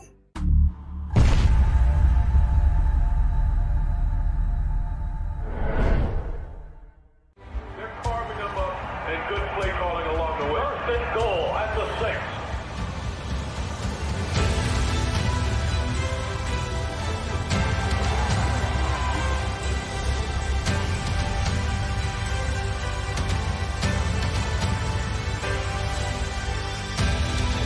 On the field of life, First Trust Bank is there for you. Champions on 3. 1, 2, 3. Because Philadelphia dreams deserve a Philadelphia bank. Go to get your game on. Go for the beers. Go for the cheers. Go for the hit and the hits. Go for the stakes and the stakes. Go to get your parlay on. Go to get your party on. Go for the scene. Go for the screens. Go for the gallery. Go for the win. Go to Ocean. Visit theoceanac.com to plan your visit.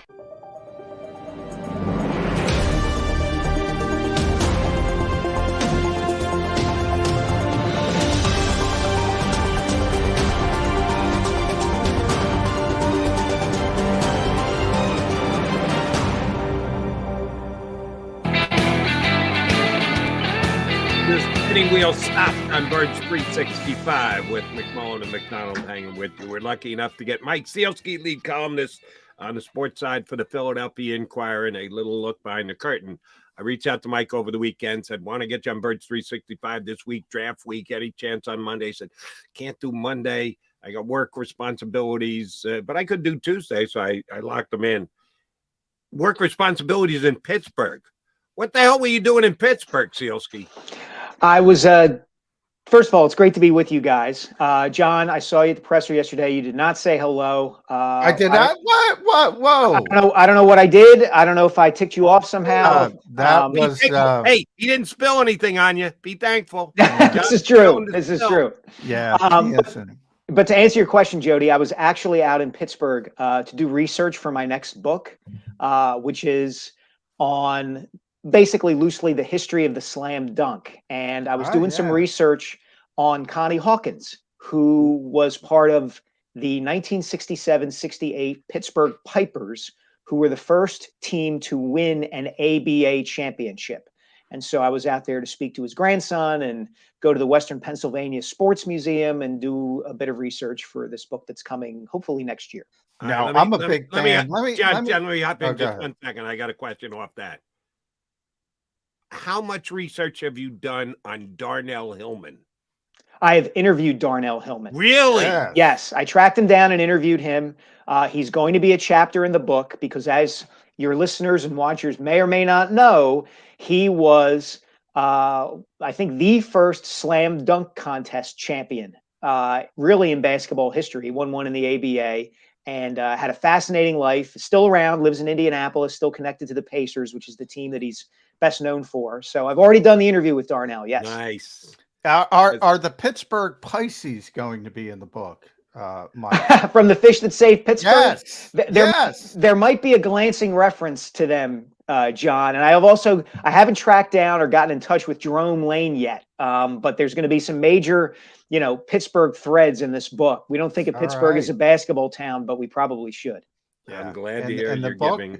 the book, by the way, could be about Julius Erving. So I got Doc. Doc had some Yeah. interesting things to say. There's going to be a really in-depth chapter on him. I'm almost finished writing the first chapter, which is all about John Morant, which, needless to say, has been interesting over the last month or two. Yeah, I'm really enjoying it, and hopefully Now, my do you have deadline is to- November.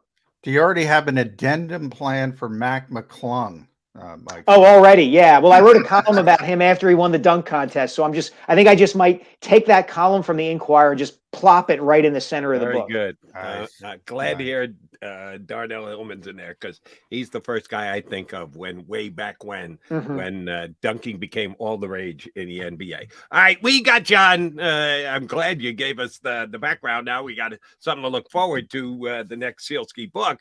But we're also looking forward to what Sielski's got to say about the upcoming NFL draft, which is Thursday night. And Howie Roseman right now has the 10th pick in the draft.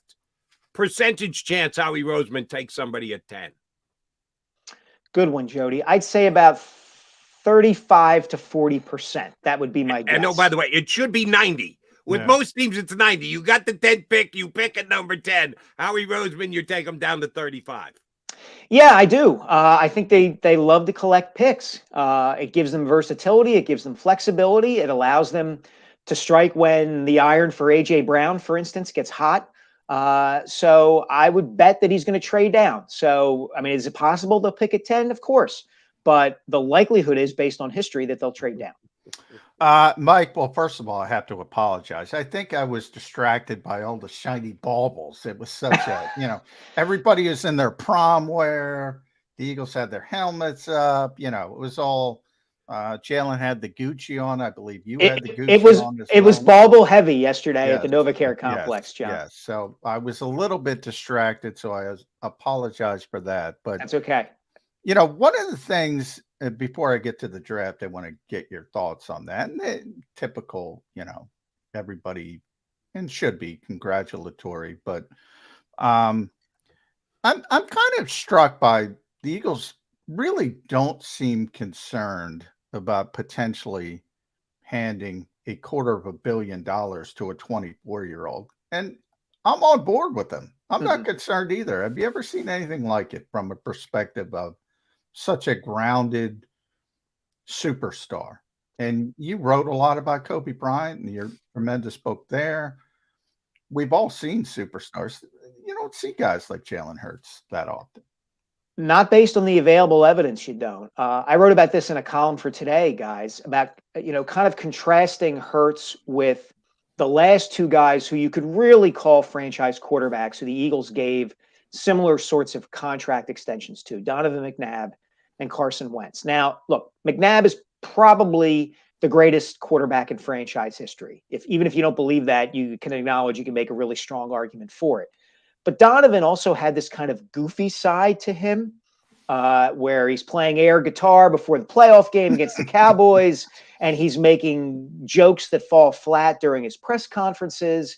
And as he went along in his career, his play got looser because he was putting on a little bit of weight and he wasn't moving as much, and the injuries had started to take their toll. We don't need to rehash what happened with Wentz. Everybody knows what happened in the aftermath of him signing the 4-year, $128 million extension.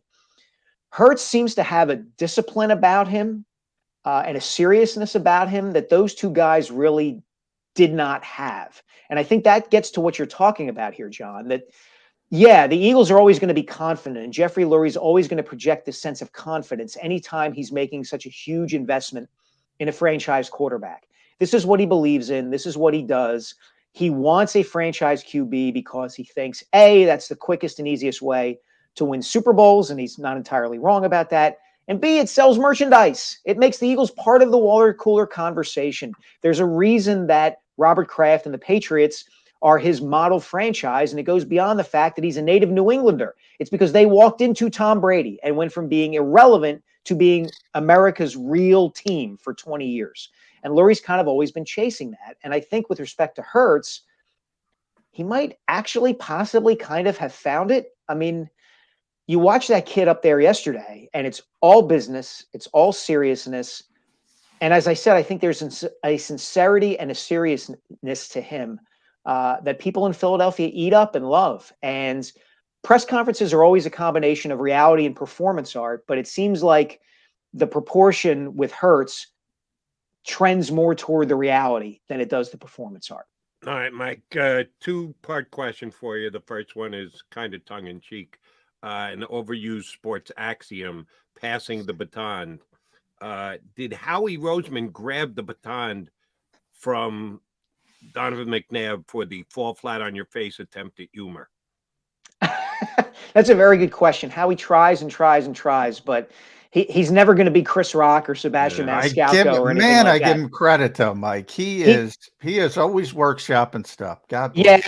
Yeah, he is. I don't know. Maybe it works in the Borscht Belt, but it doesn't work amongst the media who cover the Eagles. Take that up to the Catskills, Howie.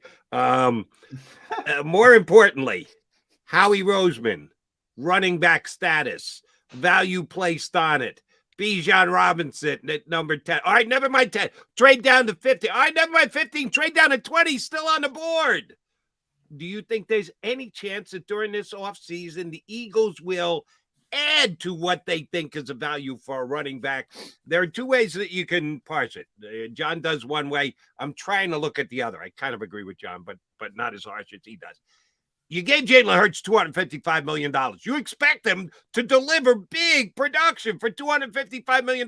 So why would you want to get someone that's going to have him produce less? You're going to hand the ball off to him, make him do the work. Or you could argue, yeah, we're protecting our investment, because if we put Jalen out there and he's going to carry the ball as much as he used to, if he's on the injured list, he can't play for a month, that doesn't help him at all. Does the needle move at all for the Eagles this offseason? Does the contract that Jalen Hurts signed either have them put a little more emphasis on running back or maybe even a little less, even though I don't know how it could possibly be less? I don't think it moves the needle very much at all, Jody. When it comes to running back, I think it accents, if anything, the need for them to build depth and collect talent along the offensive line.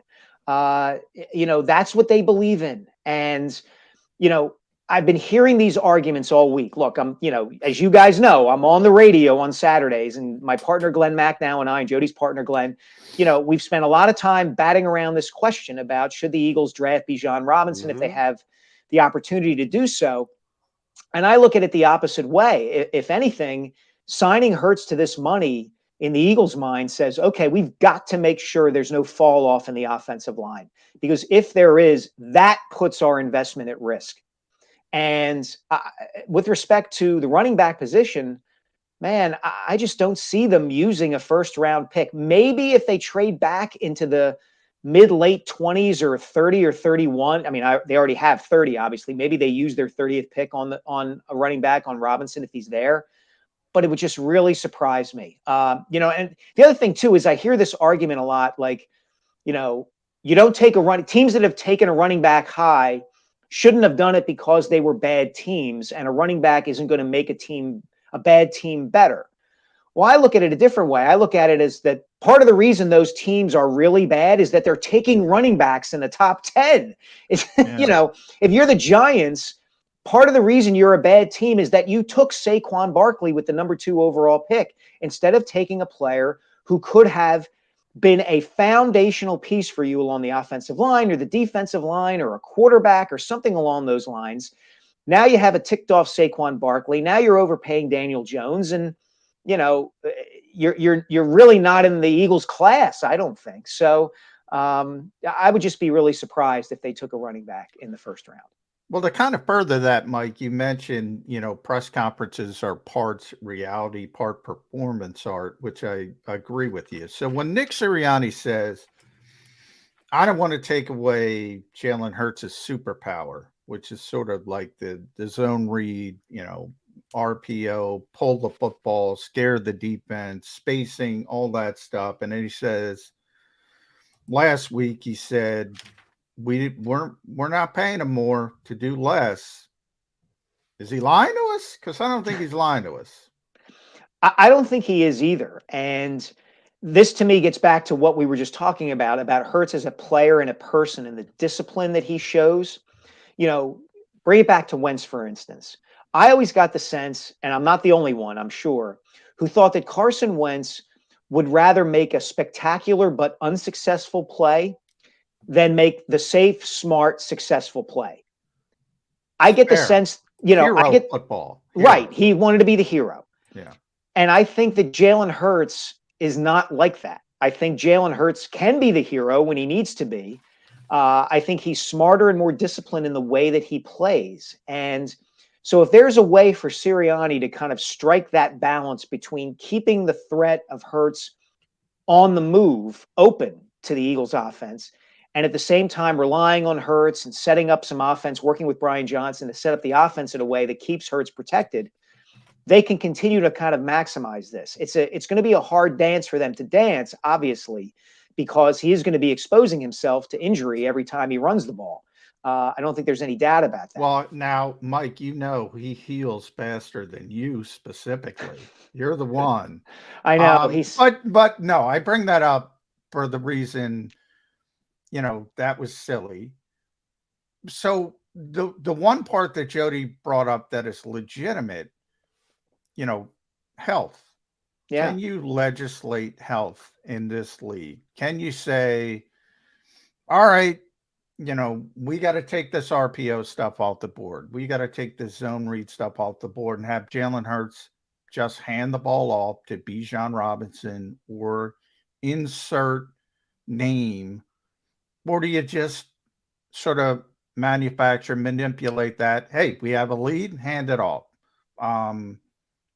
How do you go about that tightrope?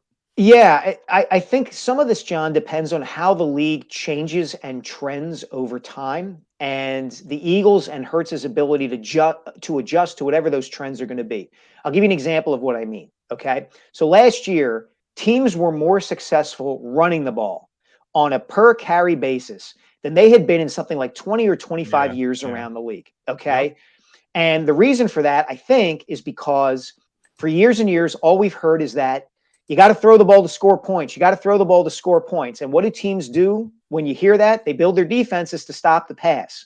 One or two linebackers on the field. Where did they do that? Maybe like Philadelphia? Maybe. They play defense. Don't give up those chunk plays. Right. Yeah, we kind of know about that here in Philadelphia. Right, exactly. And then what ends up happening is offenses adjust. And so you get teams like the Eagles, and to a lesser degree, even an also-ran team like the Atlanta Falcons, who, had Marcus Mariota and just terrible quarterback play last year, were able to eke out 6 or 7 wins because they could run the ball so well.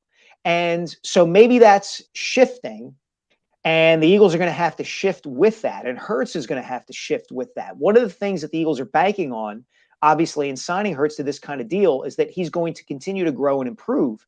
And part of that improvement has to come in just being a straight-up drop-back passer.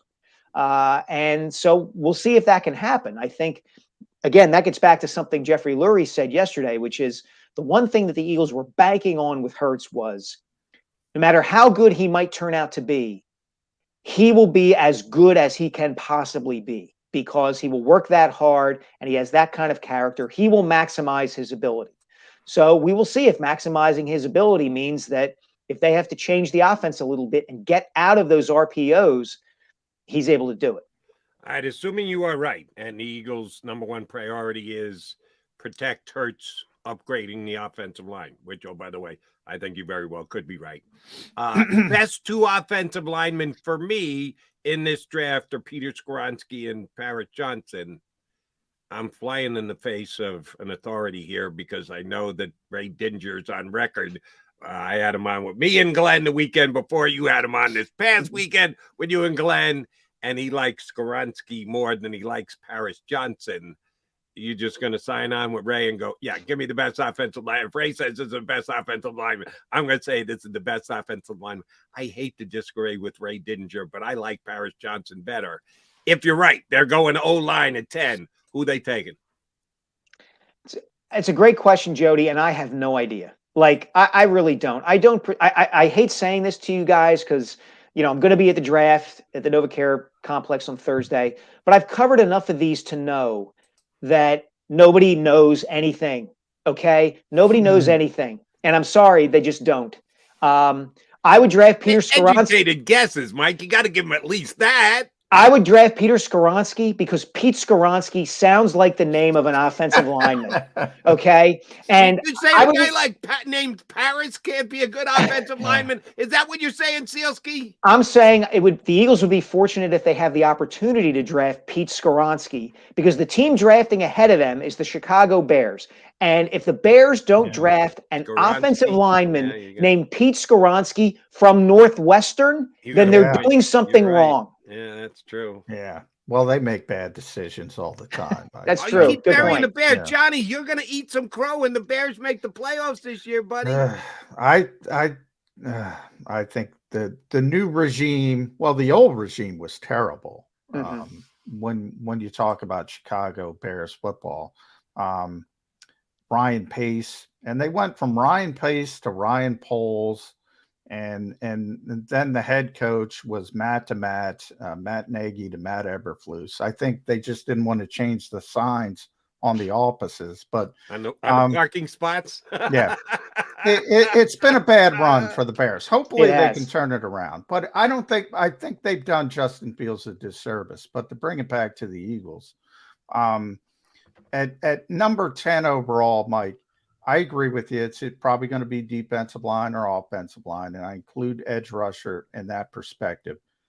But I want to talk about the guys coaching these guys because there was such continuity, and that was, I think, a big part of the Eagles' run last year. Very rare. And now we have new coordinators. Defensive side was gutted, so I think you see that as a whole. Nick Sirianni made kind of a bold move, not necessarily overlooking, but bypassing Denard Wilson for Sean Desai. And then Brian Johnson, we all know his history with Jalen Hurts. But boy, I thought Shane Steichen was a great play caller. I thought he had a great feel for it. Are we just overlooking this sort of pretty seismic changes on the coaching staff? Yeah, I think we are to a degree, John, especially the Steichen one, because I think you're right. I thought he was terrific last year, really smart guy. Defensively, I think there is something to be said for continuity, as you put it. I was more in the middle on Jonathan Gannon's strategy than a lot of people were, but that defense had an awful lot of talent on it too, and a good bit of that talent comes back. It's all a year older, and in some cases that's okay, and in some cases it, is a bit of a concern when you're talking about guys like Brandon Graham and Fletcher Cox and how much you're going to rely on them and all of that. But it is something that's worth looking at because Brian Johnson has never been an offensive coordinator before, and Sean Desai is new at this, and Nick Sirianni wants to be, a CEO kind of coach. He doesn't want to have to step in and call plays on offense or start dictating terms on defense. He likes to have his guys have autonomy. So we'll see how this goes. And look, there's personnel questions too. Are they going to, is Jordan Davis going to be able to stay on the field more often? Is he going to be a difference maker? Is what we saw from him last year and kind of the mediocrity, I guess you'd say, from him just solely injury based? Or is there going to be an issue there? Is Nakobe Dean going to get on the field? Those sorts of things. So, I think it's worth looking at and saying, boy, it's going to be tough for those units to be as good as they were last season. All right, Mike, I want to do a little role playing with you, if that's okay. I'm going to make you're kinky, Jody. I like it. I'm going to make you Howie Roseman, okay? And I'm not telling any jokes. Yeah, John bad Q. joke. McMullen Right off the bat. Bad joke. Questions. Yeah, feel free to skip the jokes, Howie. Okay. If the Chicago Bears are on the clock at number 9, and Jalen Carter has fallen to 9. If we can all agree that he's a top 2-3 talent, you've had your boy Dom do all the research. You think that was isolated incidents. You think he'll be fine in your clubhouse under your coaching staff. You love the value of Jalen Carter at number 9. And the Chicago Bears call you and go, listen, John's favorite GM, Mr. Pulse. Listen, Howie, we're going to either take Jalen Carter, or we're going to trade him to Team Y that's going to move up and take him at number 9. We just wanted to give you a shot at taking the kid if you want. If not, we're going to trade the pick to somebody else, and they're going to take Jalen Carter. All we're asking is your number 1 draft pick next year, which, oh, by the way, is basically a second-round draft pick because you know the Eagles are going to be picking 30, 31, 32. So if we settled for a second, that's almost a third-round draft pick. So, no, we're not giving you the player for a third-round pick. Give us your 1 next year. You can move up. We'll just drop down to 1 spot. Are you interested, Howie Roseman? Oh, yeah. If Big Dom has done the due diligence on Jalen Carter, because the Eagles, to their credit, generally get this stuff right. They have a pretty good track when it comes to evaluating character and a guy's background and things like that. Compared to other teams, they don't miss on this as often. So yeah, if I'm persuaded that Jalen Carter isn't going to be a problem, that he's on the straight and narrow, I definitely think about taking that call from the Bears and making that move. All right. Give up a At Mike Sielski, make sure you follow Mike on Twitter, read'eminquirer.com. Tremendous column on Jalen Hurts and the new deal. Seems too good to be true. I don't know if that's the case. Read Mike there. Saturdays on WIP with Glenn Mack now. Jody's there Sundays with Glenn. All over the place. I would say it's close enough to Father's Day. So we'll say start thinking about Father's Day, riseofkobebook.com, at least until the Slam Dunk book comes out. So I want to end it there with you, Mike. I want to take Doc off the table, Michael Jordan. I'm going to take Connie Hawkins off the table. So the legendary dunkers we all know. Who's your favorite dunker that maybe we don't know? Ooh, that's a really good one. Let me think about that, John. I'm a Dominique fan. Yeah, well, he's really, Yeah, I mean, that's when I came up. One of the Power. things that's Power. and one of the things that's been interesting to me in doing the research for this book is how basketball's perspective on the dunk has changed over time. It was the thing in the 80s and 90s to do. Every kid on every playground wanted to try to dunk. And now it's the opposite. Not the opposite, I should say, but the three-point shot is what is cool. Steph Curry has made the three-pointer cool. And there's all sorts of implications for that for basketball and dunking itself. You know, I would argue that Ja Morant is really the only guy in the NBA now who generates genuine, sustained excitement when he dunks the ball. Because there's this perception that we've seen everything that these guys can do in the air, and there's more to be done, shooting from distance. So it's been interesting. You've seen 1-3, you've seen them all. Come on. Yeah. That dunking is always going to be better. I always say, look, my wheelhouse is Mo Cheeks leading the break, Bobby Jones and Julius Erving on the wings. That is the most exciting basketball to me. Sort of stops it. I don't want to see guys veering to the three-point line. I want to see Doc finishing. That's what I want to see. And that's the thing too, guys. It's changed the nature of the sport. Like we've lost some of the artistry and the spontaneity in basketball. You know, I'm not just saying this because I wrote a book about the guy. Like I loved the way Kobe Bryant played. I love the way Allen Iverson played because there is something to be said for an incredibly gifted player hitting an incredibly difficult shot, even if it's a low efficiency shot. I want to see Kobe hit a 19-foot turnaround that only he can take, and that every coach and general manager in the league now would say, don't take that shot, take the three or dunk it. You know, so all of that's going to be gotten into in the book. All right. And again, there's only one guy whose name was Dr. Dunk, and that's Darnell Hillman. Darnell Hillman, man. It was on the top of my list. And one guy I know you won't be able to interview, and we're off on a dunking tangent again. Wow. It's a good tangent to me. Earl Manigault. I'm going to have a chapter on Earl. I have talked to Rick Tellender, who wrote, Heaven is a Playground.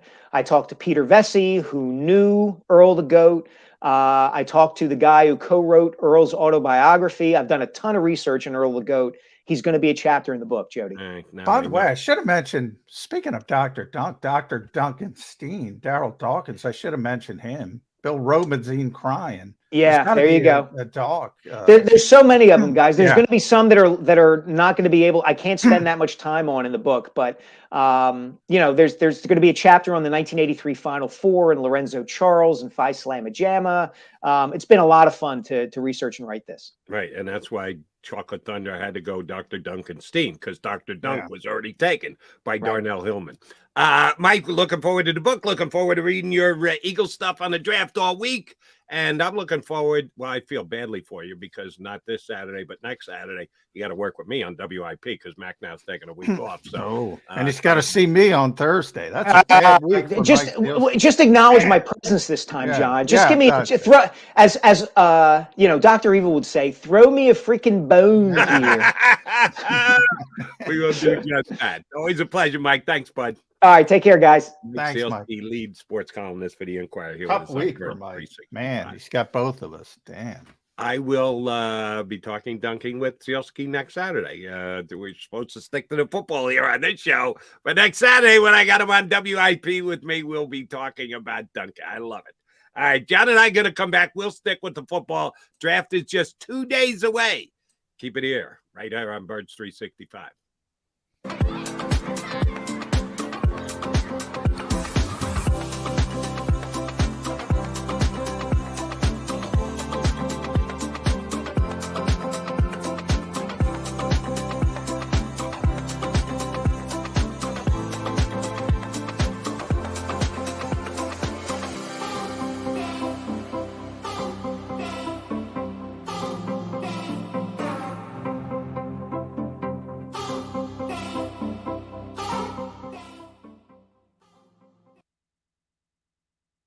Heading down the shore. Have a ball once more. Here, imaginations run wild and time stands still. Because here, you can find the best of the Jersey Shore, all on one 5-mile island. So leave the old you behind and get lost in the woods. Wild, wild, wild wood days. Imagine for a moment that you went to work today and when you came home, you were catastrophically injured. Your life and your family's life. That's what happened to union construction worker Mike Little. I was scared of what the end was going to be, but to be 100% honest with you, I knew I was going to be all right just by talking with Brian. In my heart, I just knew everything was going to be all right. Call the firm and find out why they say, "We got this." Call 215-458-2222.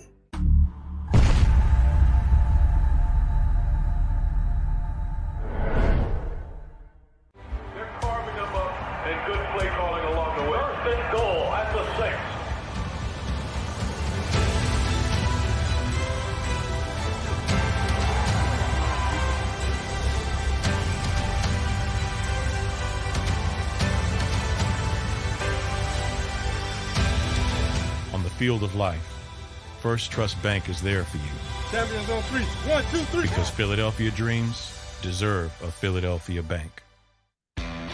Go to get your game on. Go for the beers. Go for the cheers. Go for the hit and the hits. Go for the stakes and the stakes. Go to get your parlay on. Go to get your party on. Go for the scene. Go for the screens. Go for the gallery.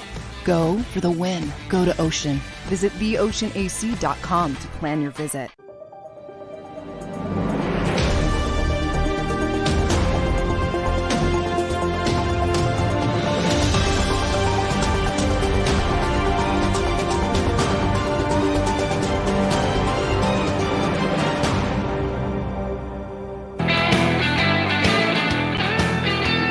Guys, here on Birds 365, wrapping up a Tuesday show. No truth to the rumor that Call of Duty, which John McMullen yesterday was out of the show for the last 40 minutes because he got the Call of Duty to get over to the NovaCare complex and get some Eagle information for us. The Call of Duty was the actual game board that they used to take the S2 test for cognitive results for quarterbacks in the National Football League. It was more Xbox than Call of Duty. So, I'm going to knock and mock this thing until the cows come home. Not going over to the NovaCare complex today, John McMullen, but you were there yesterday. just off the top of your head, off what you saw in passing, you're in a different spot or you're on the premises. How many guys in for voluntary workouts? First day of voluntary workouts. How crowded was the parking lot for the players? Yeah, it was pretty crowded. The Eagles generally do a really good job getting the vast majority of the people in, and the guys who aren't in, it's usually a day, like veterans, like, Fletcher Cox might have some personal business, but and they give them a day off, but almost 100% come in, and I haven't heard of anybody not coming in. We'll see in the upcoming days. Because it is voluntary, correct? It's not mandatory. It's voluntary. It is voluntary, but remember, one of the reasons they do the things the way they do the things they do was back when Nick Sirianni got the job. Remember, it was still the end of the pandemic. And remember, they were sort of negotiating to get guys in at that particular time. And one of the ways they got guys to come in was to say, all right, we're not going to have minicamp. And they negotiated with the team that had like 100% guys come in, and they've continued on that route. So one of the reasons they do the way they do, they do this is because they want the players in and they want them to be involved, and it's worked to date. So, and it's hard to argue with their success at this point. It really is. The success numbers are there, but when you tell that story, and you've told it before, I just can't help but laugh. We're going to make it optional rather than mandatory, but then they all show up because it's optional. They needed to take the word mandatory off the table because they didn't want mandatory. They didn't have to show up. We'll just call it optional instead, and then everybody shows up. Titles. How does that add up? Change the title, baby. We always talk about it. And it worked like a charm. Yeah. I tip my cap to the Philadelphia Eagles. By the way, before we go, I got to say this really quick.